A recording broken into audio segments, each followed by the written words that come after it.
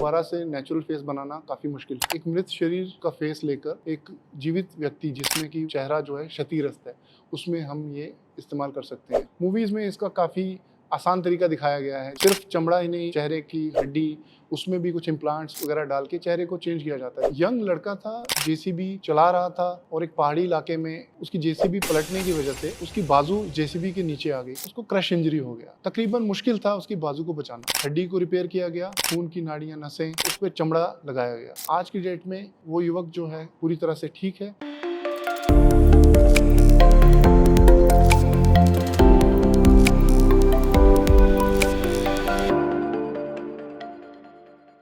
नमस्कार, मैं ऋत्विक महाजन आपका स्वागत करता हूं towards health sponsored by Nimbark organics में।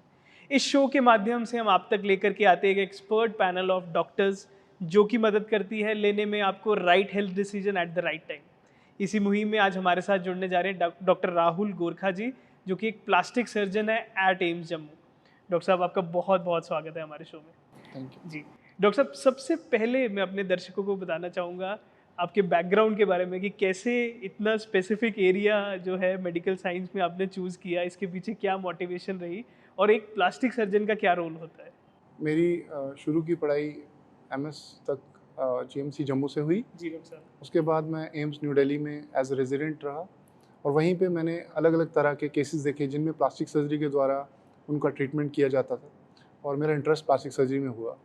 उसके बाद मैं आगे की पढ़ाई के लिए एमसीएच के लिए सीएमसी वेल्लोर तमिलनाडु में गया और वहाँ मैंने प्लास्टिक सर्जरी में एमसीएच किया।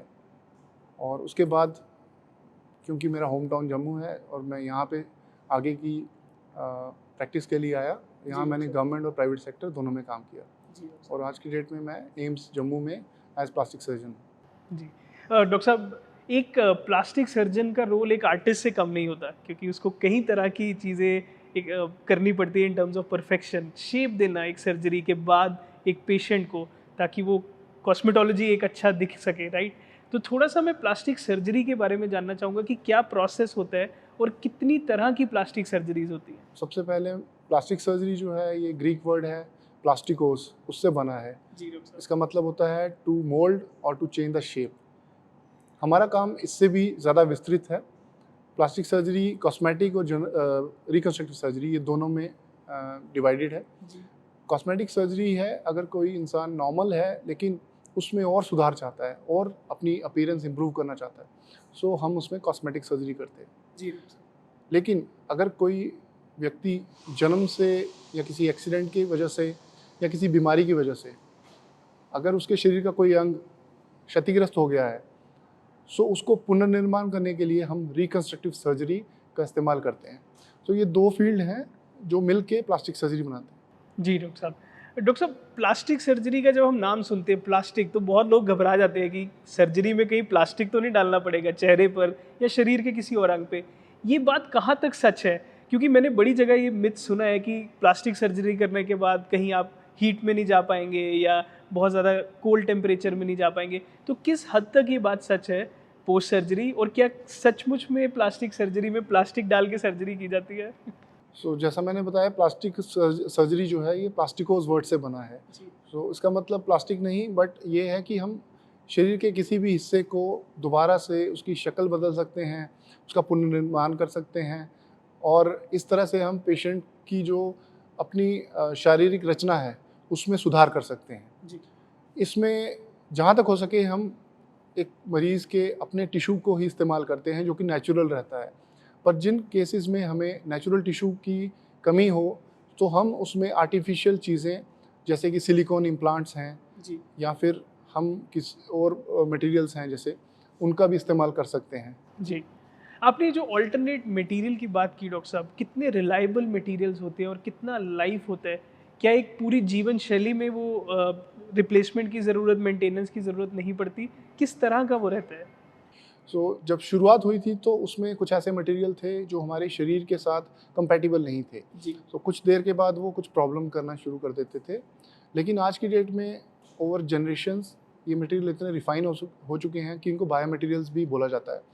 तो ये हमारे शरीर के साथ बहुत कंपैटिबल होते हैं, शरीर में रहने पे एक नेचुरल टिश्यू की तरह बिहेव करते हैं और कोई प्रॉब्लम क्रिएट नहीं करते और फुल लाइफ टाइम एक पेशेंट इनको अपने शरीर में रख सकता है और ये उतना ही अच्छा काम करते हैं जितना नेचुरल टिश्यू। तो डॉक्टर साहब, जैसा कि मूवीज में अक्सर दिखाते हैं कि एक व्यक्ति का चेहरा दूसरे व्यक्ति पे लगा दिया, जिसे फेस ट्रांसप्लांट भी कहते हैं, क्या ये सर्जरी सचमुच में मुमकिन है? क्या ऐसा किया जा सकता है? आज हमारी टेक्नोलॉजी इतनी इवॉल्व हो गई है कि प्लास्टिक सर्जरी से एक व्यक्ति का चेहरा दूसरे व्यक्ति पे लगा सकते हैं क्या?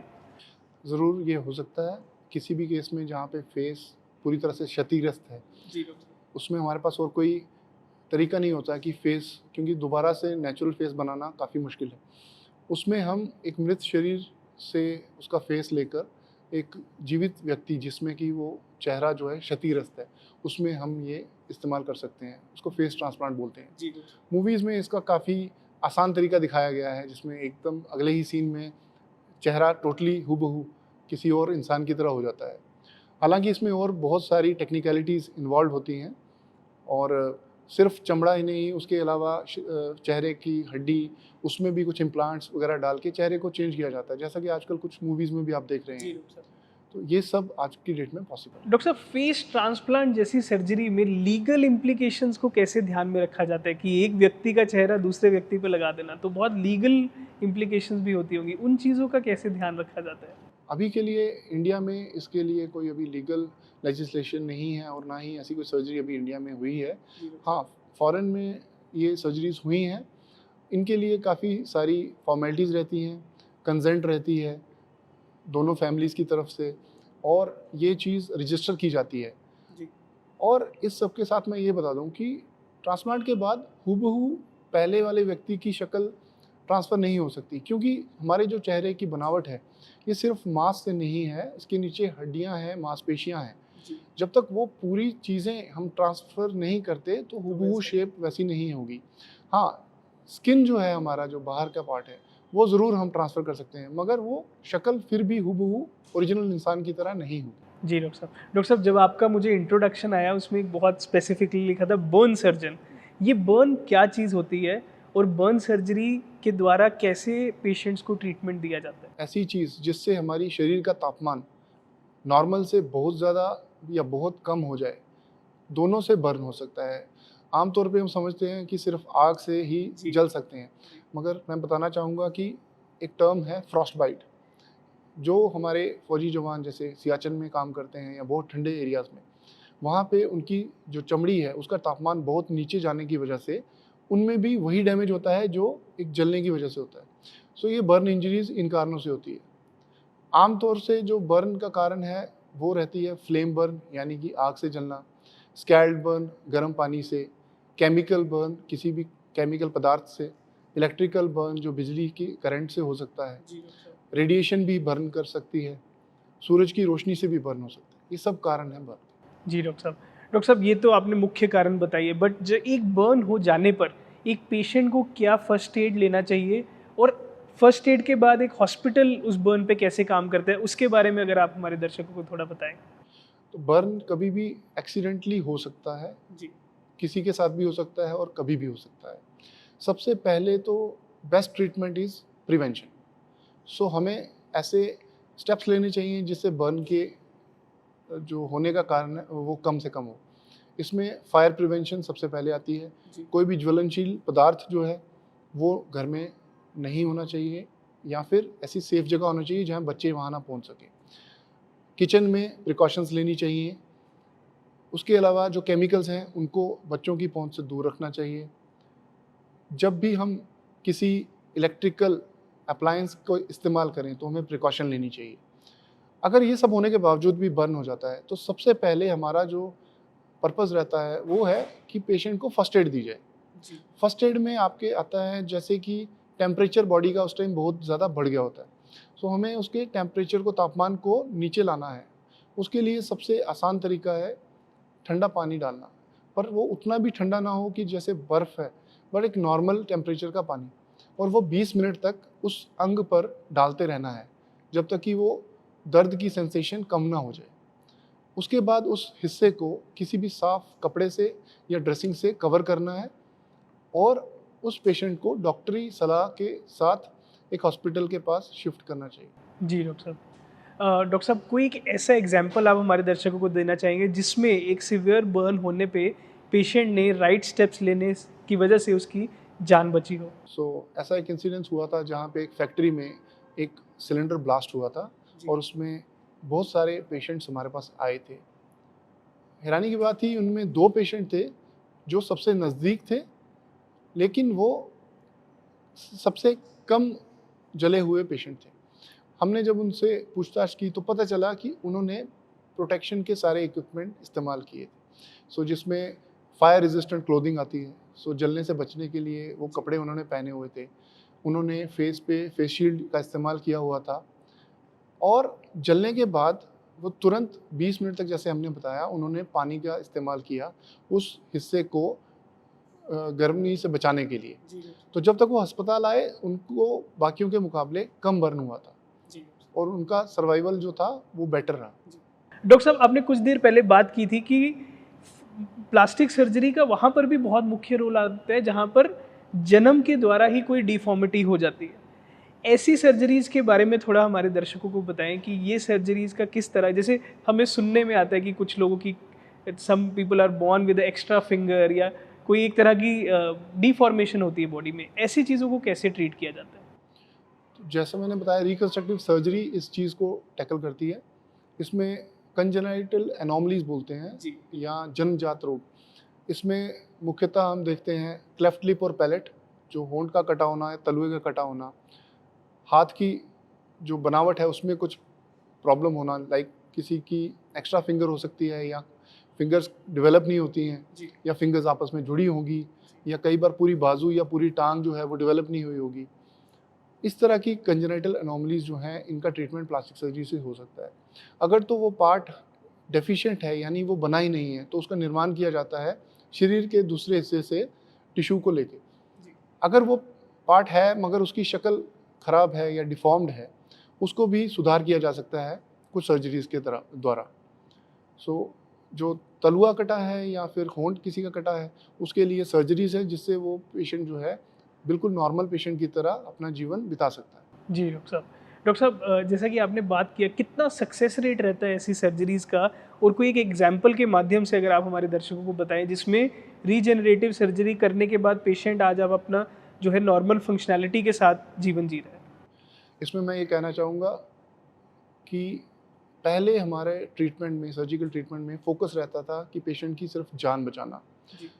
लेकिन जैसे वर्ल्ड वॉर्स हुई, वर्ल्ड वॉर्स में जो भी सर्जन से उनके पास ऐसे पेशेंट्स आए जैसे किसी की टांग या किसी की बाजू जो है वो डैमेज हो गई, उन लोगों की जान तो बचाई गई, मगर उसके बाद क्या?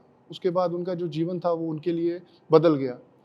उनके लिए प्लास्टिक सर्जरी का ज़्यादा प्रमोशन हुआ। उस टाइम पे इस चीज़ पे भी ध्यान दिया गया कि इंसान की जो अंग का नुकसान हुआ है उसको दोबारा से पुनर्निर्माण किया जाए। तो मैं एग्जांपल देना चाहूँगा, जैसे मैं साउथ इंडिया में एक अस्पताल में था, वहाँ पे भूटान से काफ़ी मरीज़ आते थे। उनमें से एक मरीज़ था, क्योंकि भूटान में जंगली भालू काफ़ी हैं। वो एक किसान था जिसके ऊपर एक जंगली भालू ने अटैक किया और उसका पूरा चेहरा जो था क्षतिग्रस्त हुआ। उसका नाक, उसका होंठ, उसके चीक्स सब पूरी तरह से क्षतिग्रस्त थे और कुछ दिनों तक वो इंसान अपने घर से बाहर नहीं निकला, क्योंकि वो फेस नहीं कर सकता था सोसाइटी को। जब वो हमारे पास आया, हमने उसको एडमिट किया। 1 महीने तक हमने उस पर बहुत सारी सर्जरीज की और डिस्चार्ज के समय उस व्यक्ति के पास एक नया नाक था, एक चीक थी पूरी और होंठ थी, और वो कॉन्फिडेंस था जो उस इंजरी के टाइम उसने लूज़ किया था।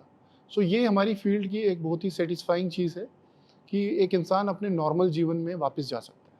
जी डॉक्टर साहब, डॉक्टर साहब बहुत ही इंटरेस्टिंग स्टोरी थी। फ्लैप सर्जरी किस व्यक्ति को ज़रूरत पड़ती है और कितना सक्सेस रेट है फ्लैप सर्जरी करने के बाद? क्या एक पेशेंट नॉर्मल लाइफ जी सकते हैं जहाँ पर हम 2 ट्विंस को अलग करते हैं जो किसी शरीर के अंग से जुड़े रहते हैं? उसके बारे में थोड़ा हमारे दर्शकों को बताएं। जैसा मैंने बताया कि प्लास्टिक सर्जरी जो है ये पुनर्निर्माण में भी इस्तेमाल की जाती है।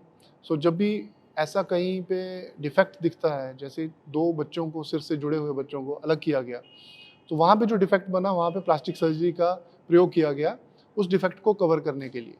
क्योंकि दिमाग के ऊपर एक हमारे कवरिंग रहती है, पहले हड्डी की रहती है और उसके ऊपर मांस की कवर रहती है। वो दोनों हिस्से अगर नहीं हैं तो हमें शरीर के किसी और हिस्से से ये दोनों ही हिस्से लाने पड़ते हैं। सो उसमें हड्डी के लिए हम शरीर के किसी दूसरे हिस्से से बोन ग्राफ्ट लेते हैं और उसके ऊपर चमड़ा लगाने के लिए हम स्किन ग्राफ्ट या फ्लैप का इस्तेमाल करते हैं। ये सर्जरीज दूरबीन से भी कर सकते हैं, माइक्रोस्कोप के थ्रू भी कर सकते हैं और लोकल फ्लैप अगर हो आसपास के एरिया से, वहाँ से भी हम ला सकते हैं। इस तरह से हम उस एरिया को कवर करके अपने साथी सर्जन्स की मदद भी कर सकते हैं। जी जी। डॉक्टर साहब, आपने बात की कि ऐसी प्रॉब्लम जहाँ पर एडवर्सिटी, कैंसर की बात करूँ, खासकर ब्रेस्ट कैंसर की, या कोई ऐसा डायबिटिक केस जिसमें एम्बुटेट करना पड़े शरीर के किसी अंग को, ऐसे पेशेंट्स बिना अंग के जो अपनी ज़िंदगी जीते, क्या प्लास्टिक सर्जरी उनके लिए ऑप्शन है? अगर है तो किस तरह का ट्रीटमेंट उनको दे करके आप एक नॉर्मल फंक्शनैलिटी को रिटेन कर सकते हैं? सो डेफिनेटली, जैसे मैंने बताया, पहले सिर्फ मरीज़ की जान बचाने पर जोर दिया जाता था, लेकिन आजकल क्वालिटी ऑफ लाइफ की बात होती है। एक कैंसर पेशेंट जो छाती के कैंसर से पीड़ित है, छाती के कैंसर की सर्जरी होने के बाद वो व्यक्ति जान बचने के बाद भी एक नॉर्मल लाइफ नहीं जी पाता जब तक उसकी छाती का पुनर्निर्माण ना किया जाए। इसके लिए हम या तो उनके शरीर का ही दूसरे हिस्से से मांस लेते हैं और उसको एक नई छाती बनाने में इस्तेमाल करते हैं और हम इसके साथ कुछ इम्प्लांट्स, आर्टिफिशियल ब्रेस्ट इम्प्लांट्स जो बोलते हैं, उसका इस्तेमाल भी करते हैं, जिससे वो व्यक्ति पूरी तरह से एक नॉर्मल लाइफ जी सकता है। पहले जिन बीमारियों के लिए एम्पुटेशन ही इकलौता ट्रीटमेंट था, आज की डेट में हम उन उन पेशेंट्स को भी ट्रीटमेंट दे सकते हैं। जी। डायबिटीज़ में जिनमें घाव बन जाते हैं, उन घाव के ऊपर हम प्लास्टिक सर्जरी करके उनको कवर कर सकते हैं। जहाँ पे ब्लड सप्लाई की प्रॉब्लम है, वहाँ पे ब्लड सप्लाई को फिर से स्थापित कर सकते हैं।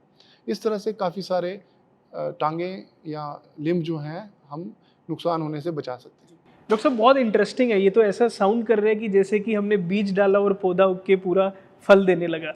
बिल्कुल ऐसा साउंड करता है ये।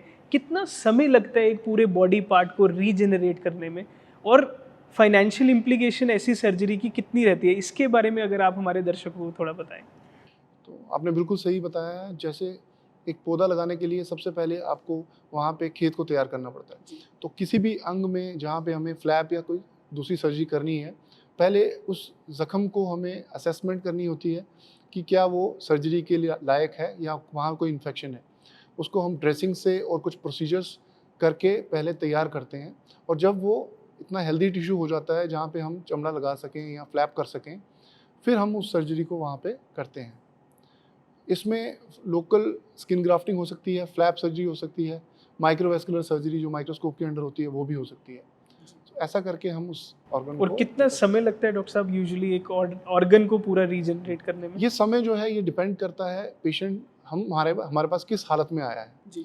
सो अगर तो कोई ज़ख्म जो है वो साफ़ है और पेशेंट चोट लगने के तुरंत बाद आया है, उस पेशेंट में हम उस प्लास्टिक सर्जरी को तुरंत कर सकते हैं। कभी-कभी पेशेंट हमारे पास लेट आता है जिसमें ऑलरेडी इन्फेक्शन है, तो हमें पहले उस इन्फेक्शन को उस वुंड से बाहर निकालना पड़ता है। उसके बाद हम उस सर्जरी को करते हैं और हमारा काम सिर्फ सर्जरी ख़त्म करने के बाद समाप्त नहीं होता है। सर्जरी के बाद पोस्ट ऑपरेटिव केयर या सर्जरी के बाद जो ध्यान रखना है उसका भी बहुत रोल है। सो उसमें कुछ ड्रेसिंग्स रहती हैं, पेशेंट का प्रॉपर फॉलोअप रहता है। पेशेंट को डिस्चार्ज के बाद भी हम हिदायत देते हैं कि कैसे इस फ्लैप या इस ग्राफ्ट का ध्यान रखना है। ये सब अगर फॉलो किया जाए और इसके साथ हम उसको निशान को हल्का करने के लिए भी ट्रीटमेंट देते हैं और ये सब पूरा फॉलो करने के बाद हम कोशिश करते हैं कि जैसे ओरिजिनल पेशेंट की स्किन थी वो वैसे ही बिल्कुल दिखे। जी डॉक्टर साहब। डॉक्टर साहब, बहुत कॉस्मेटिक ट्रीटमेंट में बहुत ज़्यादा चर्चा रहती है स्कार्स को ट्रीट करने की। क्या प्लास्टिक सर्जन का ट्रीटमेंट देने की वजह से स्कार्स को भी ट्रीट किया जा सकता है, बिल्कुल फेड किया जा सकता है? सेकेंडली, जो लोगों ने टैटू आजकल कराया होता है, क्या उसका भी ट्रीटमेंट प्लास्टिक सर्जरी के द्वारा दिया जा सकता है? इसके बारे में अगर थोड़ा बताएं आप हमें। सो हमारा जैसे प्रिवेंशन पे पहले जोर रहता है, क्योंकि जब भी हम कोई सर्जरी करते हैं हमारा पहला रोल रहता है कि हम इसमें स्कार बनने ना दें, उसको कम से कम करें। ये हम करते हैं, उसकी हीलिंग जो है उसको प्रॉपर तरीके से करवा के। उसमें बहुत सारी टेक्निक्स रहती हैं और फिर भी किसी कारणवश हमारे पास कोई पेशेंट आता है जिसमें स्कार है, उसको रिमूव करने के लिए हमारे पास बहुत सारे ट्रीटमेंट्स रहती हैं। स्कार रिवीजन रहती है, और आजकल लेज़र है, लेज़र के थ्रू भी हम स्कार को हल्का कर सकते हैं। ऐसे ही टैटू के लिए हमारे पास सर्जिकल और नॉन सर्जिकल दोनों तरह के तरीके हैं। लेज़र के द्वारा भी टैटू को रिमूव किया जा सकता है, ऐसे ही सर्जरी के द्वारा टैटू को शरीर से निकाल कर और वहाँ पर एक अच्छा प्लास्टिक सर्जरी के द्वारा उसको निशान के बिना हम ट्रीटमेंट दे सकते हैं। जी डॉक्टर साहब, डॉक्टर साहब मैं अपने दर्शकों को बताना चाहूँगा हमारे जम्मू कश्मीर में किस तरह का प्लास्टिक सर्जरी इंफ्रास्ट्रक्चर है। स्पेशली बात करना चाहूँगा एम्स जम्मू के संदर्भ में कि एम्स जम्मू में किस तरह की सुविधाएं हमारे जम्मू के जो पेशेंट्स हैं वो प्राप्त कर सकते हैं प्लास्टिक सर्जरी से लिए। एम्स जम्मू में हमारा डिपार्टमेंट प्राइमरीली कॉस्मेटिक और रिकन्स्ट्रक्टिव सर्जरी दोनों पर अपनी एम रखे हुए हैं। इसमें रिकन्स्ट्रक्शन में हमारे पास बर्न्स से लेके trauma, cancer reconstruction, congenital anomalies, hand surgery, microvascular surgery, lymphoedema की ट्रीटमेंट, इन सब पे जोर दिया जाएगा। उसके अलावा लाइपोसक्शन, राइनोप्लास्टी, नॉन सर्जिकल और सर्जिकल, गायनेकोमेस्टिया, उसके अलावा एब्डोमिनोप्लास्टी, ब्रेस्ट रिकन्स्ट्रक्शन, जितनी भी कॉस्मेटिक और रिकन्स्ट्रक्टिव सर्जरीज हैं हमारा ध्यान उन सब पे होगा। और हम कोशिश कर रहे हैं कि एक ऐसा सेंटर इस्टेब्लिश करें जहाँ पर एक एथिकल ट्रीटमेंट हो, जहाँ पर पेशेंट को प्रॉपरली गाइड किया जाए, सभी ऑप्शंस उसके सामने रखी जाएं और उसकी हेल्प की जाए एक ऐसे चॉइस बनाने में जो उसके लिए भी अच्छा हो और फ्यूचर में भी फंक्शनली भी वो पेशेंट अच्छे से अच्छा जीवन जी डॉक्टर साहब, डॉक्टर साहब आपने बात की अवेयरनेस की अवेयरनेस बहुत ज़रूरी है। एक बर्न में prevention is better than cure. AIIMS Jammu और आपकी टीम किस तरह से हमारे जम्मू कश्मीर में ये अवेयरनेस जो है इसको आगे लेके जा रही है कि बर्न से कैसे प्रिवेंट कर सके और बर्न हो जाने पर क्या राइट डिसीजन ले सके, इसके बारे में अगर थोड़ा बताएं आप। एम्स जम्मू में हम प्रिवेंशन पर काफ़ी जोर देते हैं, और प्रिवेंशन तब तक नहीं हो सकती जब तक हम सोसाइटी के बीच में नहीं जाते।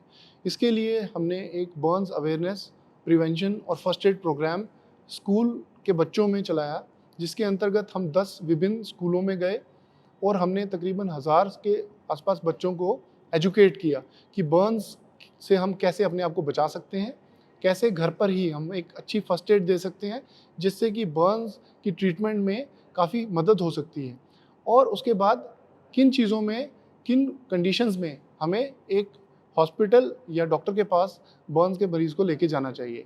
और इस प्रोग्राम का बहुत ही अच्छा रिस्पांस मिला, बच्चों ने इसमें बड़ी उत्सुकता दिखाई, और हम चाहेंगे आगे भी हम ऐसे ही प्रोग्राम्स स्कूल में और दूसरी सोसाइटी के लोगों के बीच करते रहें। जी डॉक्टर साहब कोई एक ऐसा मेमोरेबल केस जो आपके दिल के बहुत पास हो, जिसमें आपने अपने आप को बहुत थैंक्स किया कि ये जो आप सर्विस कर रहे हैं टुवर्ड्स द मैनकाइंड, कोई एक ऐसा केस जो आप हमारे दर्शकों के साथ शेयर करें।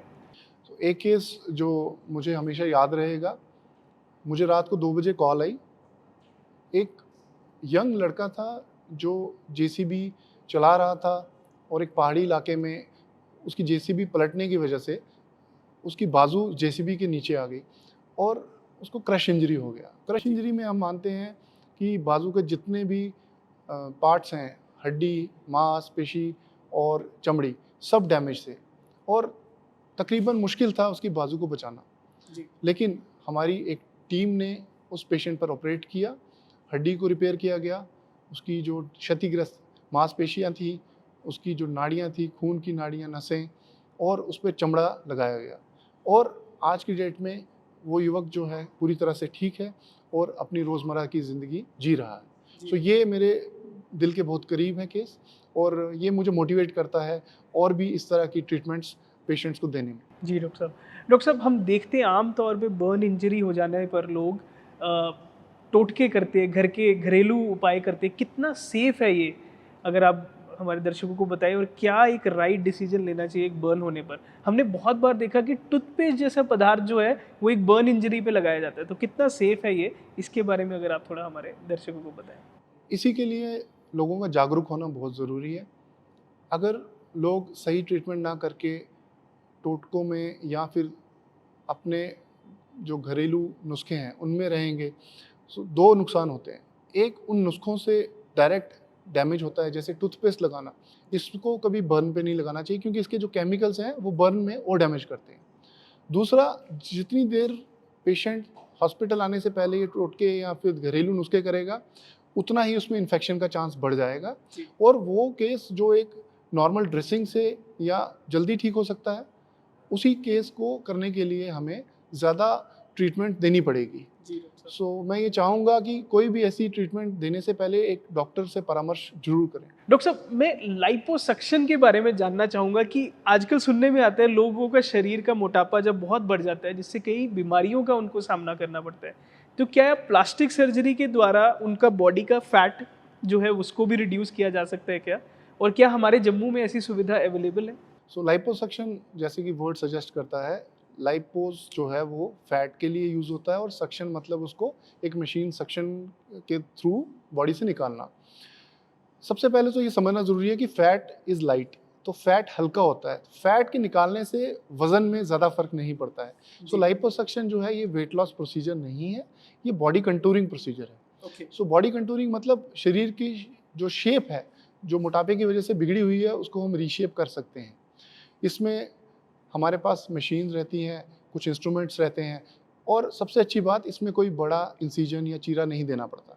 बहुत ही छोटे की होल सर्जरी होती है और बहुत जल्दी पेशेंट रिकवर करता है और इसमें हम काफ़ी हद तक पेशेंट की जो एक नॉर्मल शेप है उसको हम दे सकते हैं।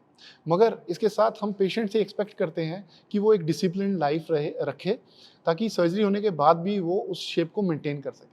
तो डॉक्टर साहब, एक और विषय पे बात करना चाहूँगा, मिसकंसेप्शन। आपके पास इतने पेशेंट आते हैं, सर्जरी से पहले कौन सी मिसकंसेप्शंस लेके आते हैं और आप कैसे दूर करते हैं, उसके बारे में थोड़ा हमारे दर्शकों को बताएं। हमारे प्लास्टिक सर्जरी में बहुत ही इंपॉर्टेंट रोल है कंसल्टेशन और काउंसलिंग का। जी। हम सबसे ज़्यादा समय जो बिताते हैं पेशेंट के साथ सर्जरी से पहले और सर्जरी के दौरान, दोनों टाइम पे पेशेंट को ये क्लियर करना ज़रूरी होता है। सबसे पहले हम पेशेंट से बात करते हैं कि वो हमारे पास क्या उम्मीद लेकर आया है, उनकी क्या अंडरस्टैंडिंग है अपनी जो कंडीशन है, चाहे वो कॉस्मेटिक है चाहे रिकंस्ट्रक्टिव है। उसके बाद पूरी तरह समझने के बाद हम उनको गाइड करते हैं कि हमारे पास इसकी ट्रीटमेंट में ये विभिन्न ऑप्शंस हैं और हर ऑप्शन के फ़ायदे और नुकसान प्लस माइनस हम उनको बताते हैं। फिर हम उनकी मदद करते हैं चूज़ करने में एक ऐसी ट्रीटमेंट जो उनके लिए, उनकी उम्र के हिसाब से, उनके प्रोफेशन के हिसाब से जी। और उनकी अपनी चॉइस के हिसाब से सबसे अच्छी जो ट्रीटमेंट रहेगी। और वो ट्रीटमेंट चूज़ करने के बाद हम वो प्रोसीजर परफॉर्म करते हैं। प्रोसीजर के पहले बाद में दोनों टाइम पे हम उनके साथ रहते हैं। प्रोसीजर के बाद हम रिहैबिलिटेशन में बहुत ज़ोर देते हैं, क्योंकि सर्जरी के बाद पेशेंट को नॉर्मल लाइफ में लाने के लिए रिहैबिलिटेशन बहुत ज़रूरी है। उसमें हम उनको फिजियोथेरेपी की हेल्प लेते हैं, उसमें हम प्रेशर गारमेंट्स देते हैं, जिससे पेशेंट जो है जल्दी से जल्दी रिकवर हो और अपनी नॉर्मल लाइफस्टाइल में आ सके। जी डॉक्टर साहब। डॉक्टर साहब, हमारे दर्शक जो प्लास्टिक सर्जरी जैसी फील्ड में अपना करियर परस्यू करना चाहते हैं, उनके लिए आपका क्या मैसेज है और किस तरह से उनको अपनी तैयारी करनी चाहिए इस फील्ड में सक्सेसफुल होने के लिए? सो प्लास्टिक सर्जरी के रिगार्डिंग मैं ये कहना चाहूँगा, ये बहुत ही अच्छी फील्ड है जिसमें आपको मौका मिलता है हर दिन हर पेशेंट के साथ नए से सोचने का। एक ही प्रॉब्लम के लिए हमारे पास 1 से 10 तरह के सॉल्यूशंस रहते हैं, लेकिन इसमें आपकी आर्टिस्टिक और साइंटिफिक दोनों स्किल्स इस्तेमाल होती हैं। ये एक जिक्सॉ पज़ल की तरह होता है जिसमें आपको सभी पीसेस को अरेंज करना होता है इन अ प्रॉपर वे। मगर हर पेशेंट में आपको पहले ये ज़रूर जानना है कि पेशेंट की क्या अंडरस्टैंडिंग है, वो किस उम्मीद से आपके पास आया है, और फिर अपनी नॉलेज के हिसाब से और अपने स्किल के हिसाब से आप पेशेंट को बेस्ट ट्रीटमेंट चूज़ करने में हेल्प करेंगे और उसके बाद उसको पूरी रिकवरी होने तक गाइड करेंगे। जी। डॉक्टर साहब, एक जनरल मैसेज जो हमारे शो के माध्यम से आप हमारी ऑडियंस को देना चाहें, ताकि वो एक बर्न और प्लास्टिक सर्जन से दूर रहे। सो मैं ये कहना चाहूँगा, देखिए एक्सीडेंट्स का नाम ही इसीलिए है बिकॉज ये अनअवॉइडेबल होते हैं, बट हम कुछ प्रिकॉशंस ज़रूर ले सकते हैं जिससे हम एक्सीडेंट्स को काफ़ी हद तक कम कर सकते हैं। जैसे बर्न्स है, उसमें कुछ प्रिवेंशन हैं, कुछ प्रिकॉशंस हैं। कुछ एक्सीडेंट्स हैं जैसे रोड ट्रैफिक एक्सीडेंट्स हैं, उसमें अगर हम रोड सेफ्टी का इस्तेमाल करें तो हम काफ़ी तरह की इंजरी से बच सकते हैं। लेकिन फिर भी अगर इनके बावजूद कुछ इस तरह का मिस हैपनिंग होती है तो आप ज़रूर एक प्लास्टिक और रिकंस्ट्रक्टिव सर्जन से कांटेक्ट करें, ताकि वो आपको एक नॉर्मल रिकवरी की तरफ जाने में हेल्प कर सकें। तो ये था हमारा इस हफ्ते का health segment, towards health, sponsored by Nimbark organics. मैं शुक्रिया अदा करना चाहूँगा डॉक्टर राहुल का हमारे साथ जुड़ने के लिए और इतने महत्वपूर्ण विषय पे अपनी जानकारी हमारे दर्शकों के साथ साझा करने के लिए बहुत बहुत शुक्रिया डॉक्टर साहब। Thank you. तो अगले हफ्ते फिर मिलेंगे एक और नए हेल्थ अपडेट के साथ। तब तक जुड़े रहिए और देखते रहिए take one television and digital network.